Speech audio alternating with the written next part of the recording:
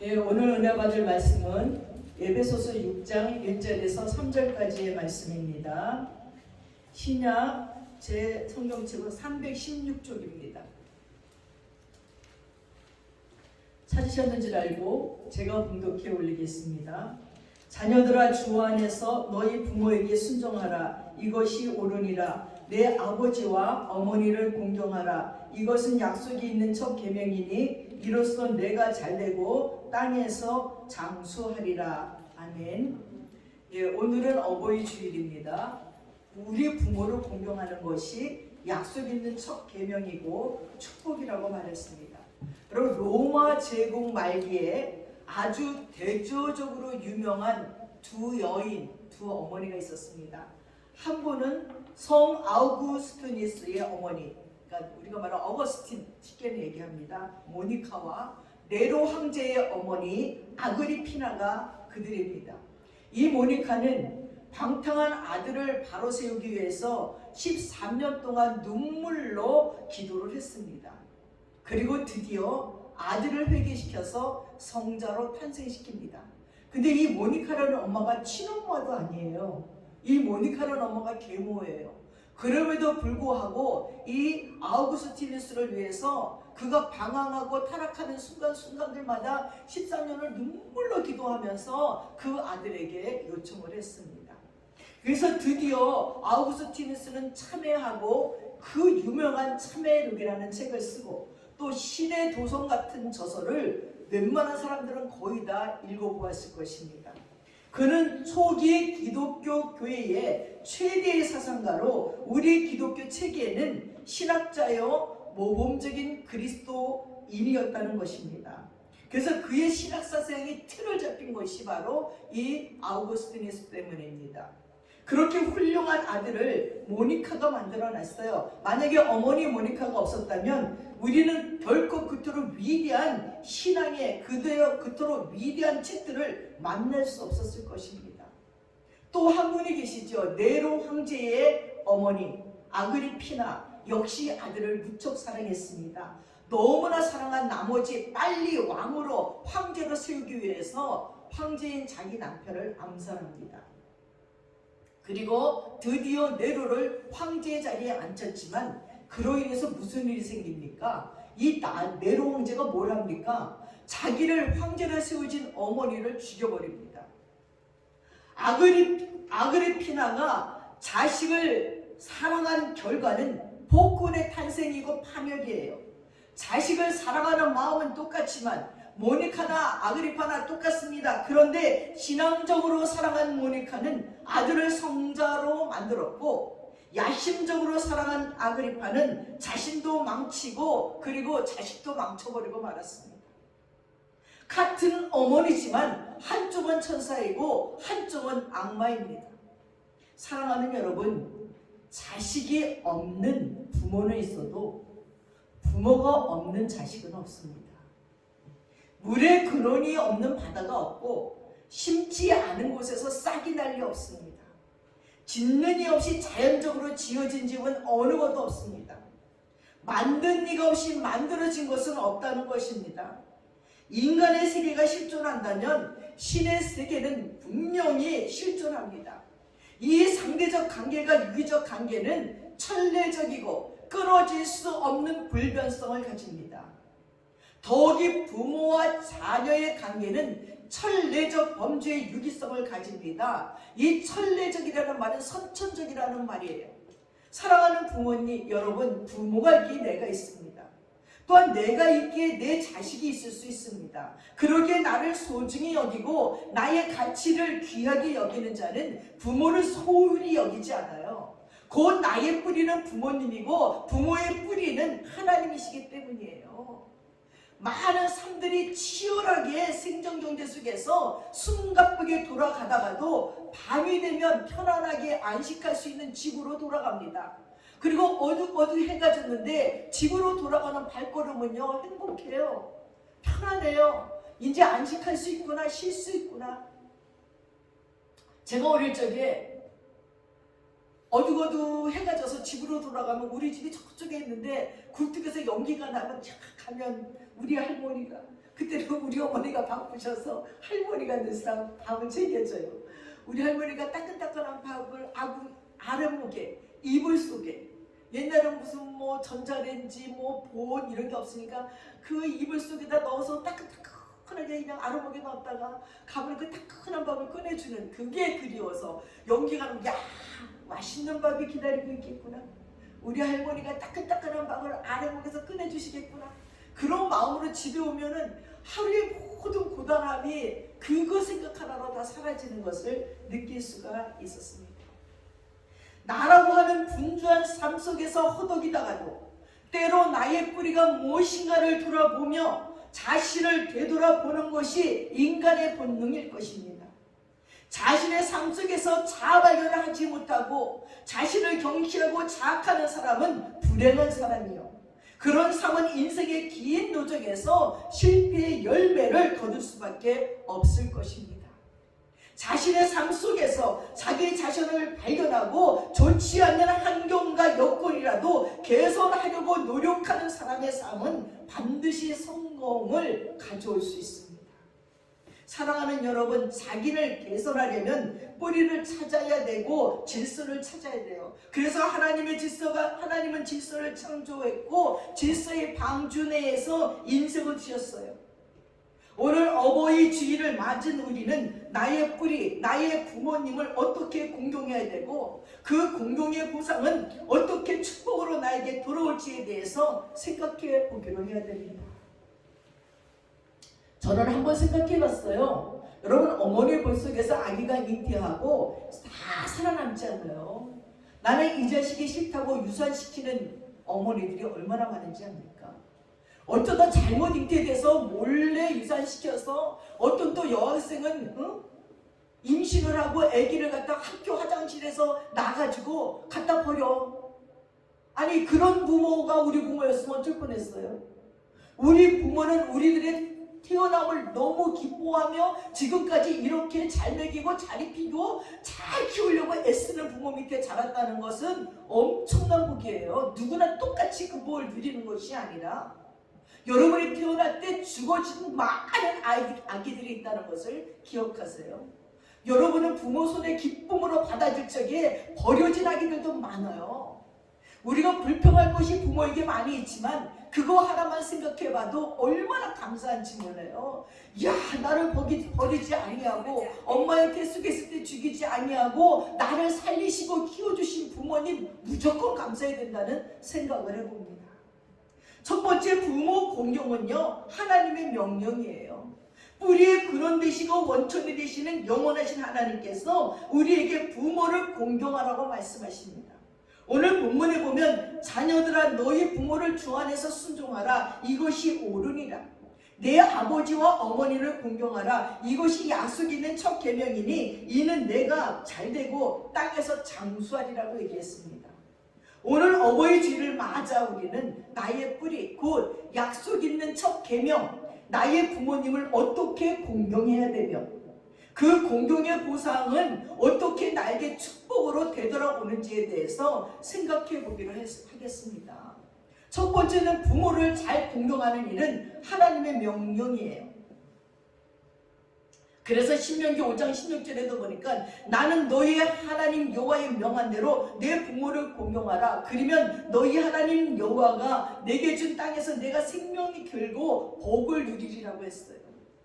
또한 마태복음 15장 4절에서는 하나님이 이르셨을 때 내 부모를 공경하라 하시고 또 내 아비나 어미를 회방하는 자는 반드시 죽으리라.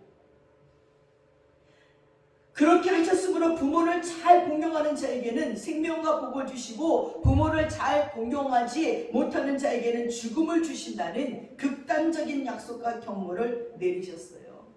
그러므로 피조물인 인간은 창조주 하나님의 뜻을 따라서 부모를 공경해야 될 의무와 책임이 있습니다. 예수님께서는 십자가에 운명하시기 직전에, 여러분 생각해보세요. 예수님 십자가에서 못 박혀 지금 너무너무 괴로운 그 순간에 제자 요한에게 뭐라고 얘기하는지 압니까? 마리아에게 뭐라고 합니까? 어머니 요한에게서 아들이니이다. 요한아 어머니다.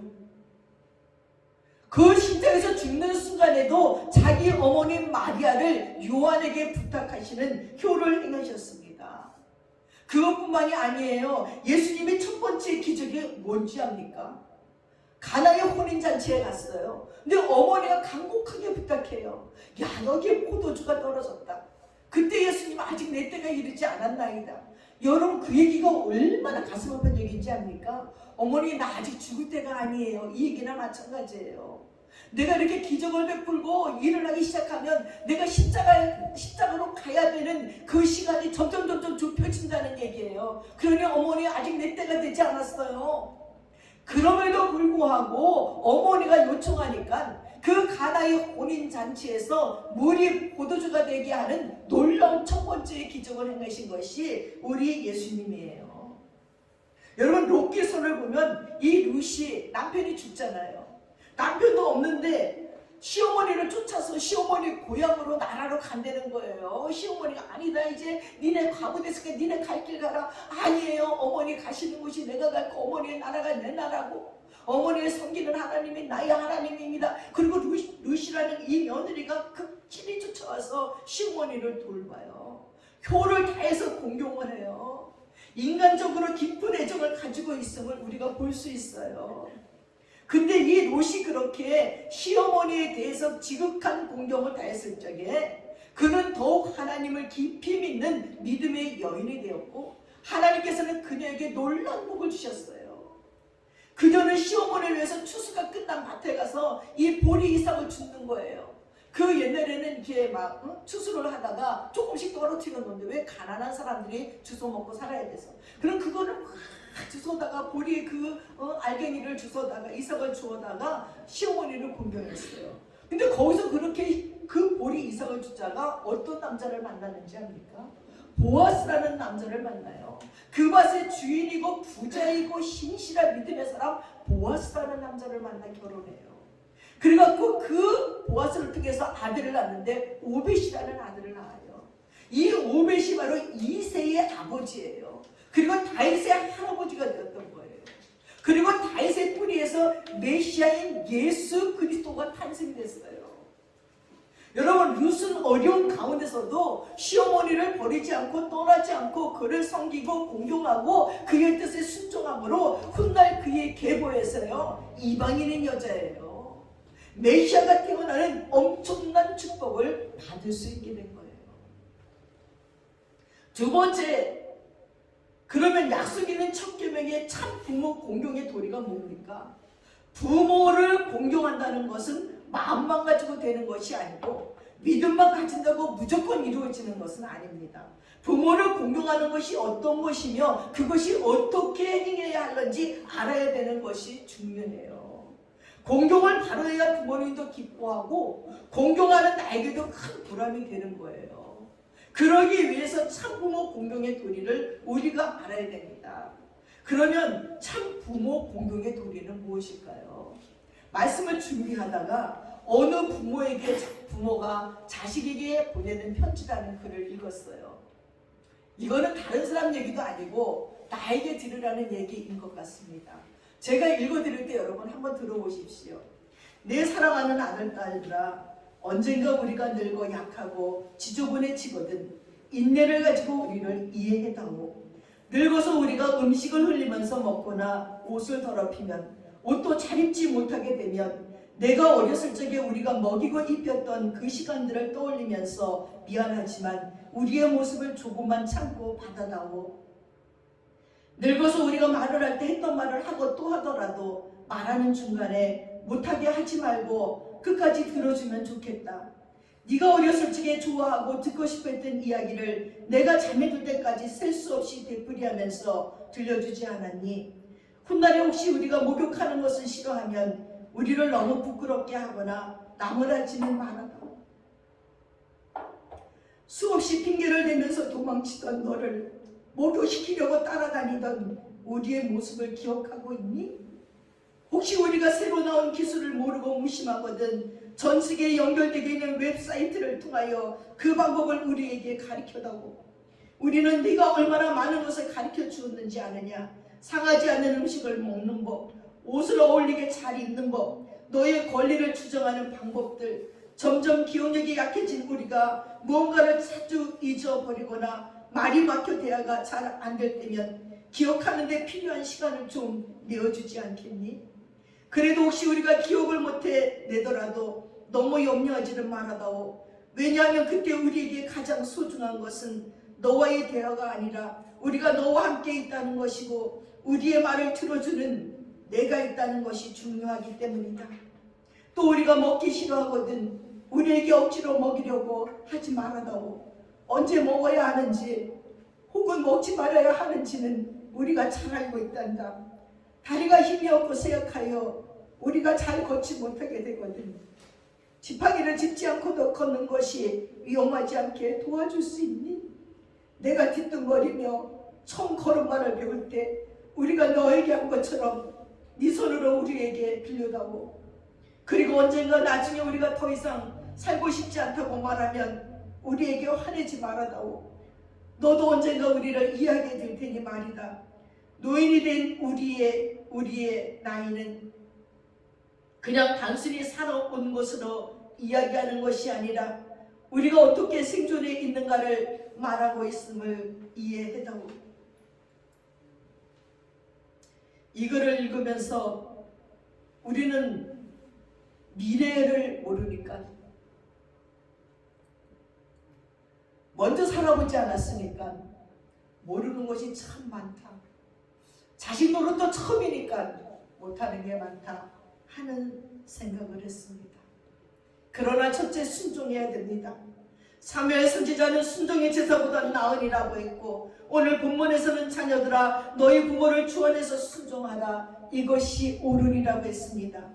그러므로 자녀는 부모에게 순종해야 됩니다.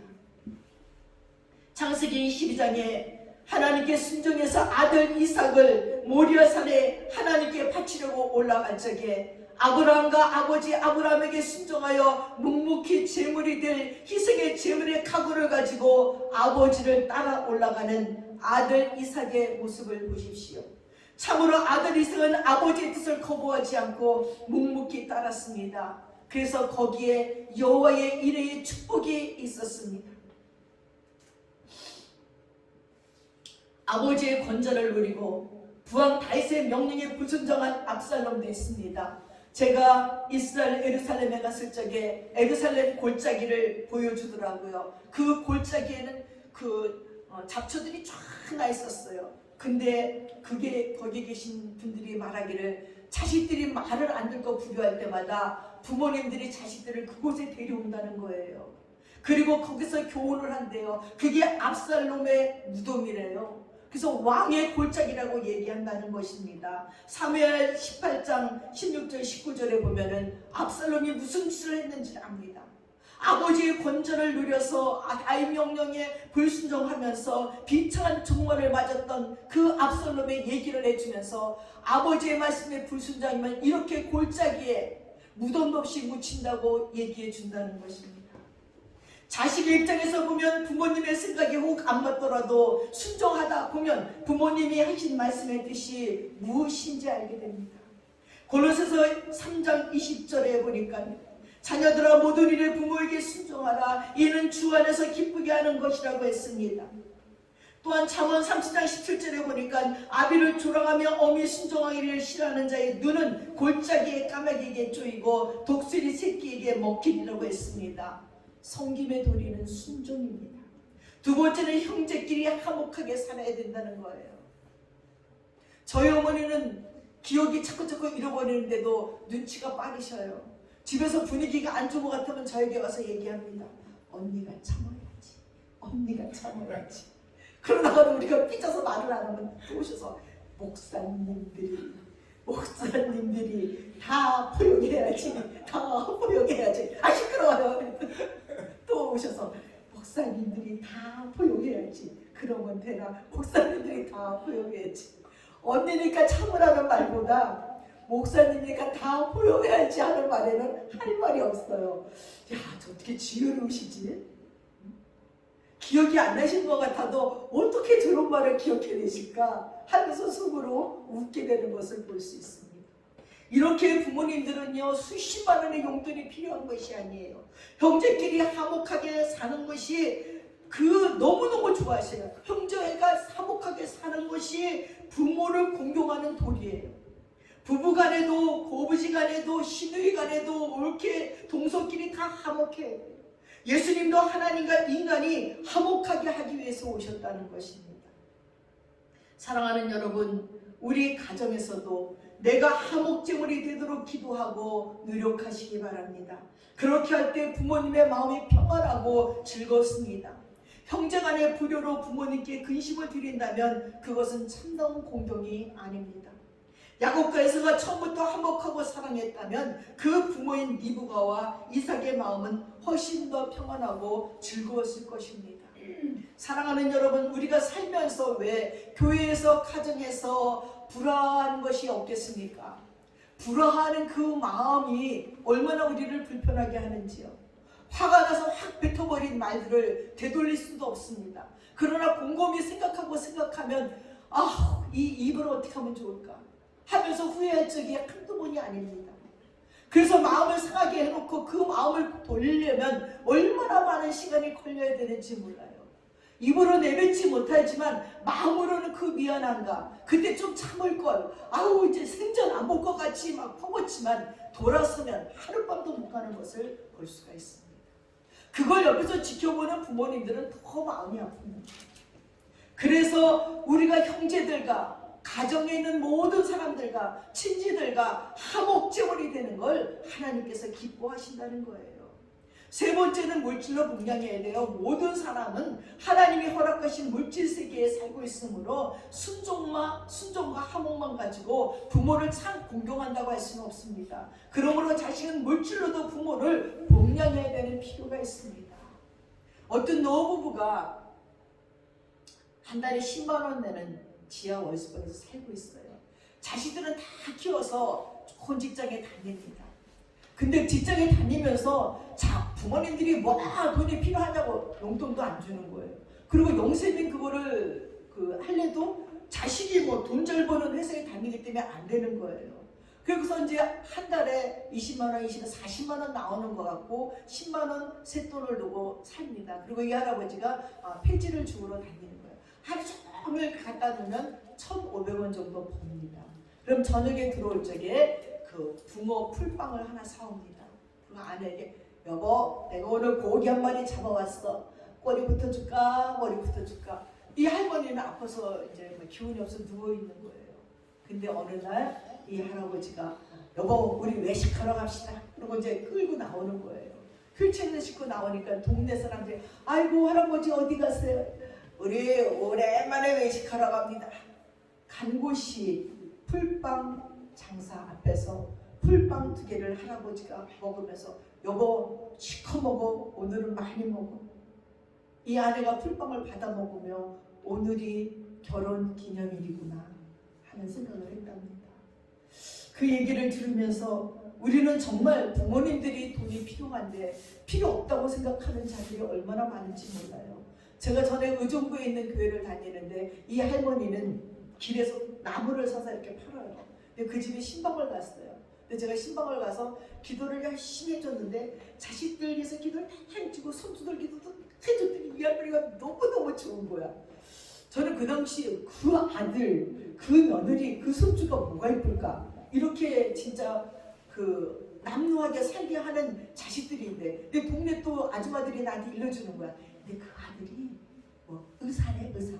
근데 또 둘째 아들은 때마다 와갖고 이 할머니 돈을 가져가. 저렇게 버는 돈을 가져가고 나한테만 일러요. 그러니까 내 마음에는 괘씸하지만 그래도 이 어머님이 기도 제목을 내렸더니 막 자식들 이름을 줄줄줄 내니까 속으로는 참나 그 자식들 뭐 이쁘다고 기도를 해달랬지. 열심히 그래도 기도를 해줬더니요. 아니 주머니를 치마를 드시더니 이 속곳에서 쌈짓돈을 꺼내가지고, 목사님 내가 오늘 한 푼 낼게요. 갑시다. 막 신방도원들 다 갑시다.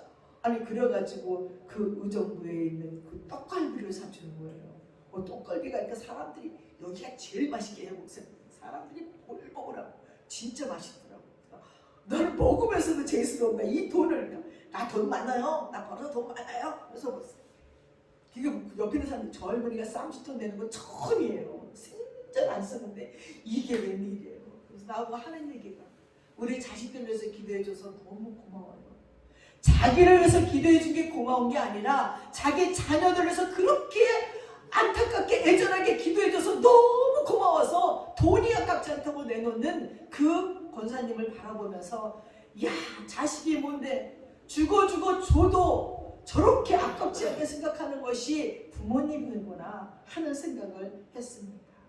사랑하는 여러분, 때로는 좋은 음식도 사드리고 맛있는 음식도 해드리고 가끔 좋은 곳에 구경도 시켜드려야 됩니다. 그렇게 할 때 부모님은 자식된 보람을 가질 수가 있는 것입니다. 어제도요, 어버이날이라고 장미농사에 나가서 어디서 또 어머니 옷을 또 막 사갖고 와서 이편 요것도 이쁘고 요것도 이쁘고 요거는 작아서 이따가 정수기 이모 오신다는데 그거 드릴까? 근데 엄마가 그러니까 맞으니까 아니 그냥 우리 엄마 드리래 다 드리더라고요. 어머니 친구분이 오셨어요. 그래서 제가 또 갖고 있던 옷을 이렇게 웃돌이 2개 드렸더니 좋다고 가져가시더라고요. 그렇게 어머니에게도 부모님에게도 그러한 것들이 필요하다는 것을 알고 해드려야 된다는 거예요. 또한 우리 여행도 정수기 어머님이 전화 오셔서 나 가면 어디 훌딱 갈 수 있어. 예, 오세요. 어디 구경 가죠. 그랬더니 왔는데 가자면 또 싫대시는 거야. 앉아 계시는 거야. 우리 어머니 집에 계시는 거야. 어디 갈 거니? 아니요. 영화 구경 갈 거니? 내가 돈 낼게. 영화 구경 가자. 영화가 다 붙어서 영화 안 해요. 요즘 코로나로 영화 안 해요. 또 영화 구경 안 갈래? 내가 시켜줄게. 영화가 다 붙어서 마음이 아픕니다. 어딘가 가고 싶으신 거예요. 답답하신 거예요.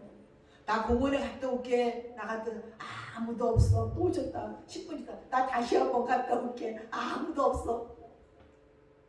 그럼 어디 갈까요? 아니, 가도 구경도 안 하셔요. 아무 관심도 없어요. 그럼에도 불구하고 어딘가 가고 싶어 하는 그 부모님들을 여행시켜드리라는 겁니다. 그래서 저는 때때로 전에 저희 고모님이 오셨을 때도 코스모스 핀 곳을 가드리고 또 아주머니 오셨을 때도 여행을 가드리면 얼마나 좋아하시는지 모릅니다. 창세기 45장 이하에 보니까 형들에게 애굽으로 팔려갔던 요셉은요, 애굽의 국무총리가 돼서 흑령과 기근에 허덕이고 굶주리고 아버지 야곱과 형제들에게 옷과 양식을 봉양하는 장면이 나오잖아요. 인간에게 필요한 것은 물질이라면 물질로도 봉양해야 돼요. 나이가 들면 들수록 돈이 없으면 더 힘들어 하신다는 거죠. 네 번째는 안 믿는 부모를 꼭 구원시키시기 바랍니다. 이것이 최고의 효도예요. 인간이 만물의 영장됨의 가치는 인류의 물질 문명을 누리는 데 있는 것이 아니고 하나님의 형상을 담는 거예요. 영원 불멸의 존재라는 것입니다. 영원한 세계 천국과 지옥으로 갈라지게 되고 불신자는 지옥으로 믿는 자는 영원한 천국으로 가게 됩니다. 저희 아버지가 시도암에 걸리셨는데 예수를 안 믿으신다는데 예수 믿으려면 내 주먹을 믿어라. 내가 밥 먹고 기도하면 너 무슨 어디다 기도를 하는 거야. 아버지가 벌어다 해주면 너는 어디다 기도하니 막 이러시는 거예요. 근데 오셨는데 마음이 급한 거예요.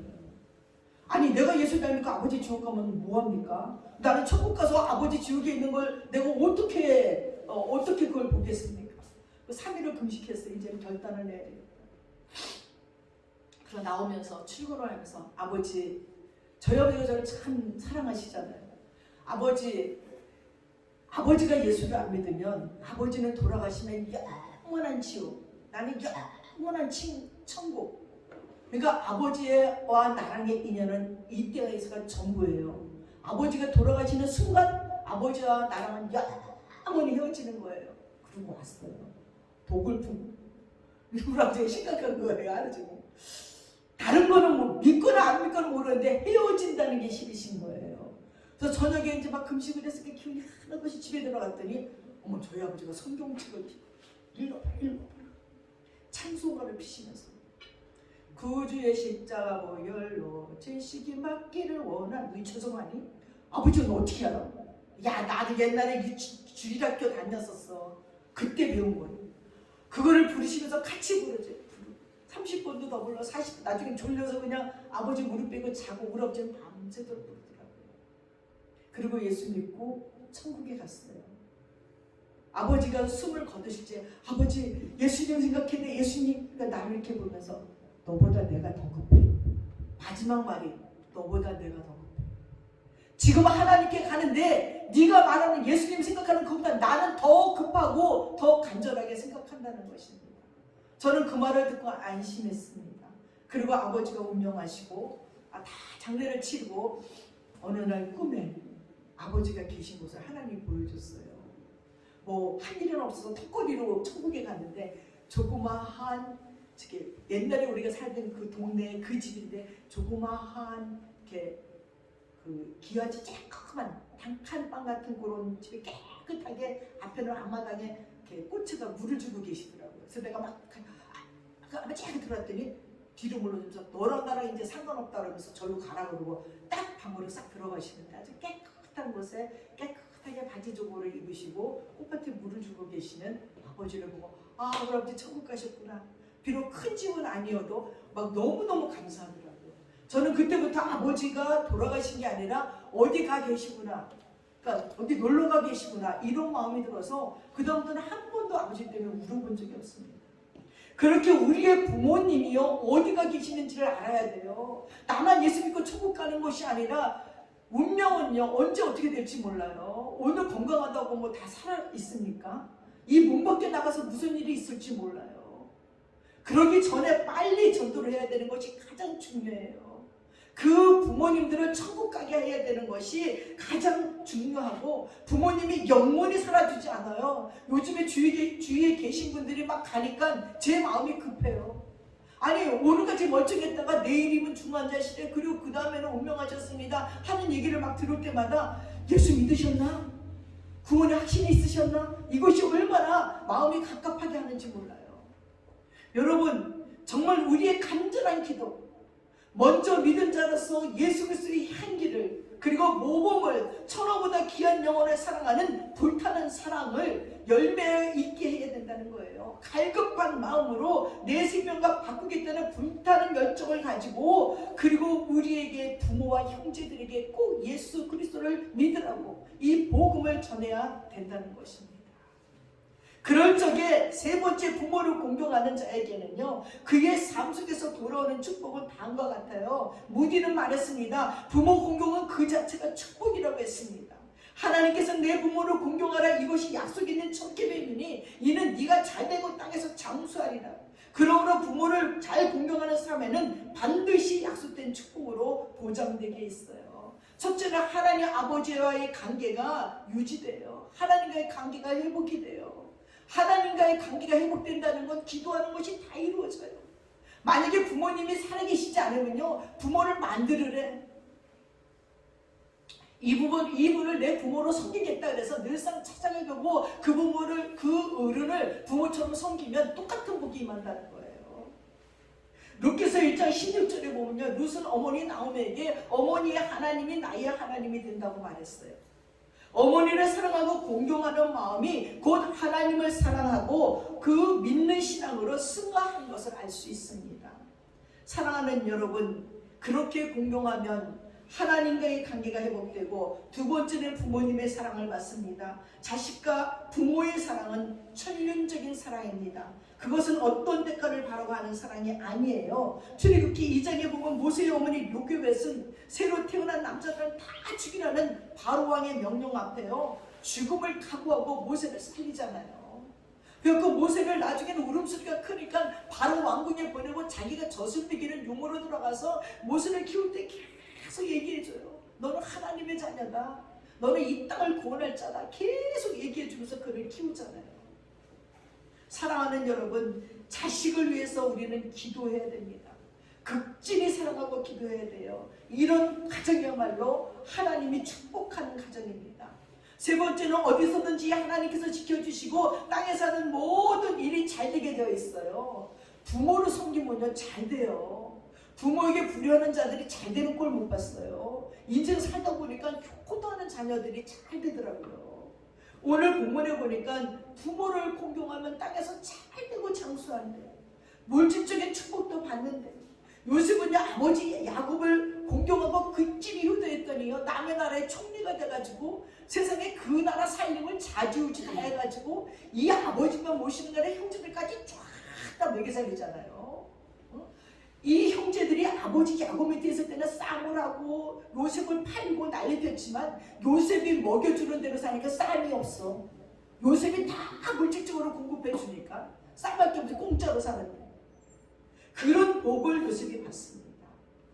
사랑하는 여러분도 부모에게 온갖 효도를 다하다가 가난은 축복으로, 질병은 건강으로, 실패는 성공으로, 약자는 강자로, 무능한 자는 유능한 사람으로, 만사불통의 만사형통으로 마귀 역사만 계속되는 사람이 성령의 역사를 충만하도록, 전도 못하는 사람이 전도하는 사람으로, 11조 못하던 사람이 11조하는 교인으로, 가정 예배 못 드리던 사람이 가정 예배 드리는 사람으로, 무의미하던 존재가 후대까지 이름이 기억되는 축복의 조상 되기를 축원드립니다. 요셉에게 축복이 넘쳤던 것처럼 우리가 하나님의 기뻐하시는 일만 하면 하나님의 축복을 받아 누리는 복된 삶을 살게 될 것이에요. 나는 여자씨만처럼 작은 씨지만 하나님께서는 그것이 점점 자라서 나그네가 쉬어가는 그늘 되게 하시고, 아름다운 노래를 선사하는 새들이 깃들이는 것처럼 내 가정, 내 이웃은 민족 세계까지 감동적인 축복을 끼치는 주인공들 되시기를 축복합니다. 또한 좋은 자식을 낳아 자식에게 인정받고 효를 받을 수 있다는 거예요. 그러니 사랑하는 여러분, 오늘은 어버이 주일입니다. 1년 동안 살면서 부모님의 은도는커녕 도리어 귀찮은 존재로 살지는 않았는지요. 우리의 하나님이 주신 지상의 복된 부모님은 지상에서만 살면서 공경할 수 있는 기회이고, 그리고 효도하여 축복받는 가정 되시기를 바랍니다. 마지막으로 어느 양로원의 할머니의 시를 하나 읽어드리겠습니다. 이 한 간호사가 이 시를 북아일랜드 정신건강협회 뉴시지의 크리스마스 판에 실렸습니다. 단순하지만 마음을 움직이는 이 시는 동영상으로 만들어져서 소개되기도 했고 인터넷을 통해 전 세계에 전해지기도 했습니다.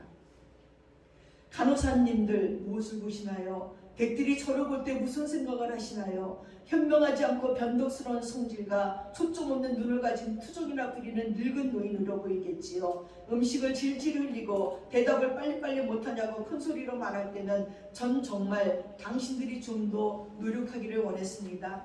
당신이 김찬타고 주먹질을 할 때는 맞아가면서도 전 정말 안 움직이는 몸속에서 용기를 내어 헛손질이 남아 싸우고 싶었던 것이랍니다. 댁들이 하는 일도 못 알아차리는 것 같이 보이고 양말이나 신발 한 짝을 항상 잃어버리는 늙은 노인으로밖에 안 보였나요? 정하든 말든 목욕을 시킬 때도 설거지 그릇만도 못하고 갯돌만도 못한 내 몸뚱이에 눈물도 쏟아내지만 흐르는 물에 감추어져 당신 눈에는 보이지 않았겠지요. 음식을 나누어 먹는 것이 아닌 그냥 먹여주는 댁들의 눈에는 가축보다 못한 노인으로 비추어졌던가요? 댁들은 저를 그런 식으로 생각하시나요? 댁들은 저를 그런 식으로 보시나요? 제 팔에 든 수많은 멍을 보고 당신들은 도화지 속에 아무렇거나 그려놓고 망가진 보라색 도라지 꽃으로 보이든가요? 간호사님들, 그렇다면 이제 눈을 뜨고 그런 식으로 절 보지 말아주세요.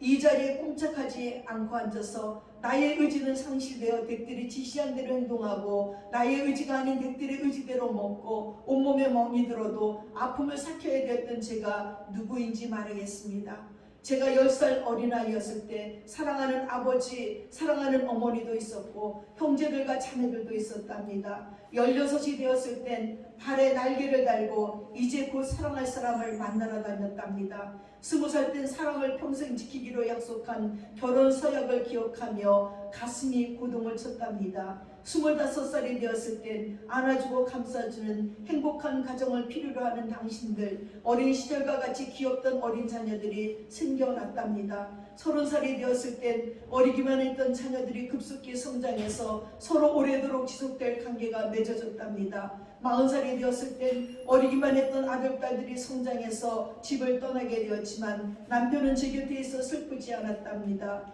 50살이 되었을 땐 제 자식들은 당신들처럼 직장에서 일을 하고 손자를 제 무릎에 안겨주며 그때 비로소 인생의 맛을 느끼는 저 자신을 알게 되었답니다. 마침내 어두운 날들이 찾아와 내 옆에 있던 이가 먼저 사망하게 되면서 앞으로의 삶을 생각해보니 두려운 마음에 몸이 오싹해졌답니다. 자녀들이 모두 자기의 자식을 키우고 있는 그 모습을 보고 난 내가 알고 있던 지난 날들과 사랑을 한번 생각해봤답니다. 저는 이제 늙은이가 되었는데 참으로 우습게도 늙은이를 바보처럼 보이게 만드는 것들을 보면서 세월은 참으로 잔인한 것 같다고 생각도 해봤습니다. 몸은 망가지고 우아함과 활기는 떠나버렸고 한때는 마음이었던 것들이 이제는 묻은 돌처럼 되었답니다. 시체와도 같은 이 늙은이 속에는 아직도 어린이 같은 마음이 살아있어 가끔씩 다 망가진 이 가슴이 부풀어 오를 때가 있답니다. 좋아하는 사람이 생겨 젊은 시절처럼 사랑하고 싶다는 꿈도 꾸어본답니다. 즐거운 이들을 기억해보고 고통스러운 일들을 기억해보면서 난 지금 다시 한번 삶을 사랑하고 이렇게 살아가고 있답니다. 너무 짧고 빨리 지나간 지난 날들을 생각하면서 영원한 것은 아무것도 없다는 엄연한 현실을 받아들이기로 했답니다. 이제 사람들이여 눈을 떠보십시오. 눈을 떠보십시오. 투정이나 부리는 늙은이로 보지 말고 좀 더 자세히 나를 봐주세요. 당신의 아버지는 아니나 아버지일 수도 있고 당신의 어머니는 아니나 어머니일 수도 있습니다. 그냥 가축에게 모이를 주듯 하지 마세요. 그냥 먹고 싶습니다. 멍들게 하지 마세요. 가슴속에 멍을 안고 떠나지 않게 해주세요.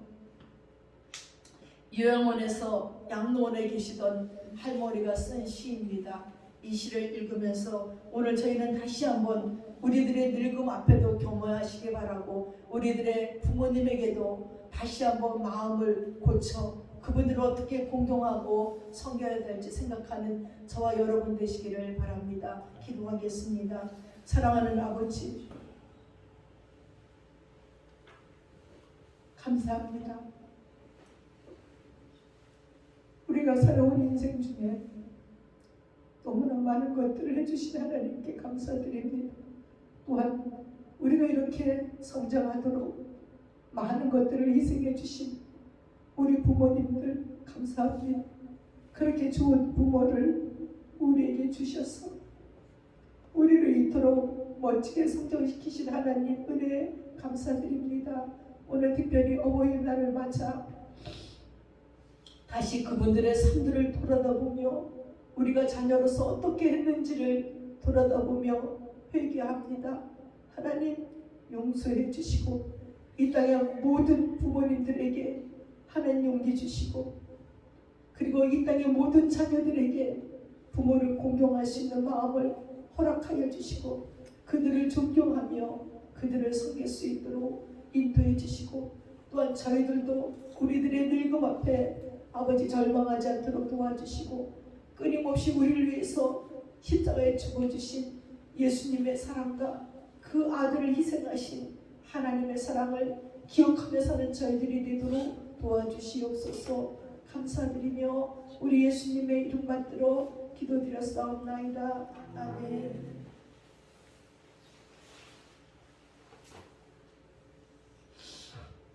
다 함께 자리에서 일어나셔서 찬송가하고 72전 찬양하겠습니다.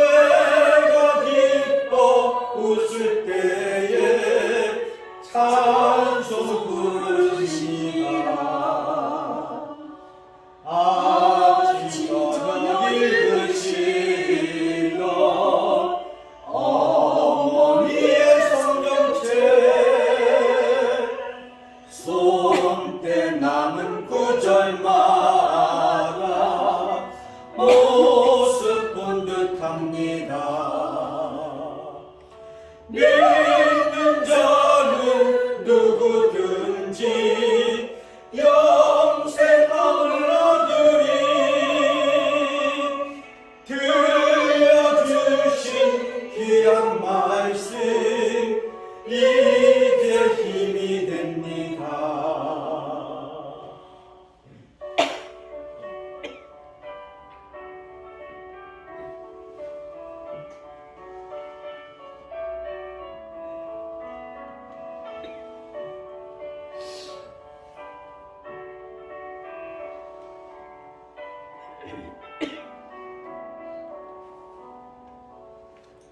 홀로 누워 괴로울 때 헤매다가 지칠 때 부르시던 찬송소리 귀에 살아옵니다. 반석에서 샘물 나고 황무지에 꽃피니 예수님과 동행하면 두려울 것 없어라. 온유하고 겸손하며 올바르고 굳세게 어머니의 뜻 받들어 보라님께 살리라. 흠판하는 세상에서 선한 싸움 싸우다 생명심에 흐르는 곳 길이 함께 살리라.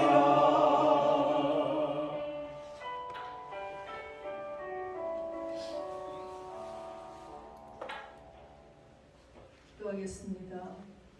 지금은 우리 주 예수 그리스도의 하나님 은혜와 우리 아버지 하나님의 풍성하신 은혜와 성령님의 감동감하시고 충만하시고 교통하심이 이제 부모님을 잘 섬기기로 작정하는 믿음의 권속들 머리 위에 이제부터 영원토록 함께 하시옵기를 간절히 축원드려옵나이다. 아멘.